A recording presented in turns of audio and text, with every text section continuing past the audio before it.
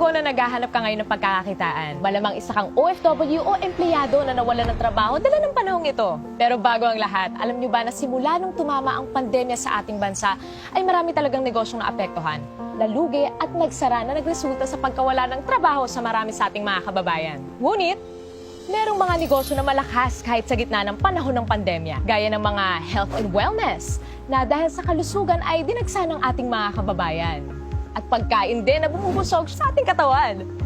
At sa gitna ng limitasyon sa paglabas ay nandyan ang iba't ibang delivery service na naghahatid sa atin ng mga online orders. Sila yung mga halimbawa ng mga negosyong lumakas sa gitna ng pandemya, pero alam nyo ba na ang delivery service lang ang nangingibabaw sa lahat ng to? Sa kahit anong sitwasyon, palaging in demand talaga ang negosyong ito.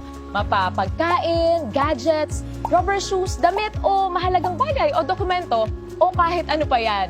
O gusto mong matanggap o maipadala ka agad, sa anumang oras o panahon, talagang delivery service ang kailangan. Sa bawat pag-ikot ng mga motor ng delivery service na makikita mo sa iba't ibang lugar ay katumbas din ang pag-ikot ng ekonomiya sa ating bansa. Ang delivery service ang isa sa mga buhay ng ekonomiya. Mula noon hanggang ngayon, pagkakataong kumita dito ay palaki ng palaki dahil sa demand sa serbisyong hatid nito. Alam nyo ba na ang operator ng delivery service ay kumikita ng 20% sa bawat delivery ng driver nito? For example, meron kang sariling delivery service na negosyo.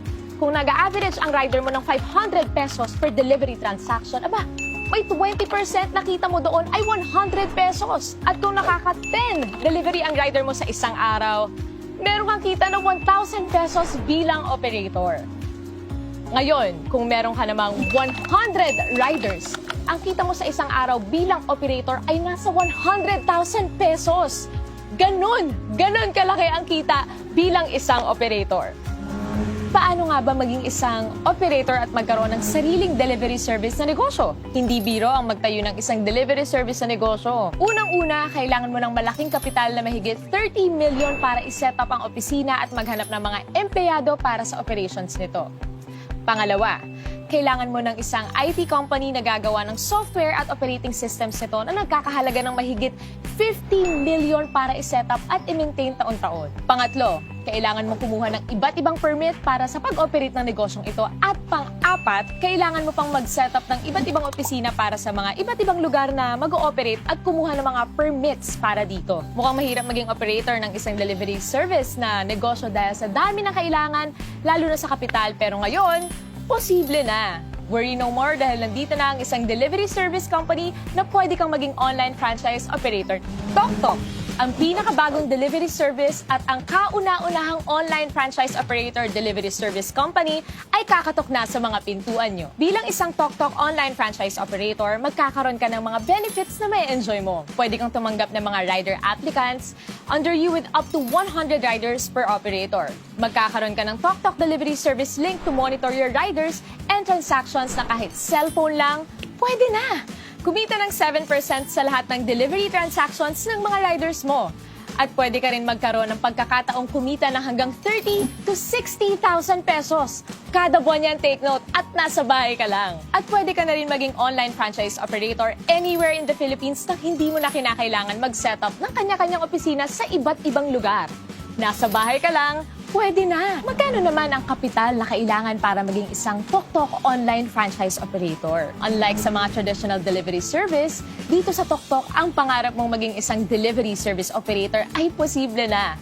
Hindi mo kailangan maghanap ng malaking opisina. Hindi mo kailangan maghanap ng mga empleyado. Hindi mo rin kailangan gumastos para sa IT system at software. Basta may cellphone at internet ka, pwede na! And the best part, hindi mo kailangan ng malaking kapital, hindi mo kailangan ng 30 million, 20 million, 5 million, or kahit 500,000 pesos. Pero what if, sa halagang 288,000, pwede ka na mag-operate ng sarili mong TokTok online delivery service? Mas okay, di ba? Huwag ka muna mag-celebrate dahil naintindihan ni TokTok ang pinagdadaanan ng karamihan sa ating mga kababayan sa panahong ito. Kaya from 288,000, ginawa na lang nilang 58,888 ang kapital para maging isang TokTok online franchise operator. Kaya Operate na agad! Dalawa ang paraan para kumita dito bilang TokTok online franchise operator. Una, magkaroon ka ng personal delivery link na pwede mong i-post at i-share. At kapag meron kang kaibigan na nag-book gamit ang iyong personal delivery link ay 3% ang pwede mong kitain. For example, meron kang average na 150 bookings sa isang araw at nag-average ka ng 150 pesos kada isang booking. Pwede kang kumita ng as much as 20,000 pesos per month nang nasa bahay ka lang sa tuwing may gagamit ng iyong personal delivery link. At ikalawa, pwede kang kumita ng 7% bilang isang TokTok online franchise operator mula sa delivery ng iyong mga rider. Pero hindi pa tayo nagtatapos dyan. Kapag decided ka na nasubukan ang negosyong ito, nandito ang TokTok para makatulong sa inyong lahat. For a limited time only, pwede ka nang maging isang TokTok online franchise operator for a special unlimited promo price na 16,888! All in na yan!